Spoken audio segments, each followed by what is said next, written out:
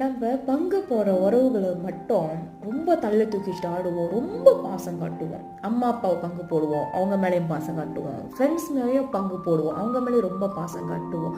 கூட பிறந்தவங்களையும் பங்கு போட்டுட்டு தான் இருக்கும், அவங்க மேலேயும் பாசம் காட்டுவோம். கடவுளையும் பங்கு போடுறோம், அவங்க மேலேயும் ரொம்ப பாசம் காட்டுவோம். ஆனால் பங்கே போடாத ஒரே ஒரு உறவு இருக்குது. எந்த உறவு தெரியுமா? அந்த boyfriend, girlfriend, husband, wife, இந்த உறவு இருக்குது. இந்த உறவை மட்டும்தான் நம்ம லைஃப்பில் யாரு கூடவே பங்கு போட மாட்டோம். ஏன்னா அந்த உறவு நமக்கு மட்டும்தான் இருக்கு. ஆனால் அந்த உறவு நம்ம என்ன தெரியும் பண்ணுவோம்?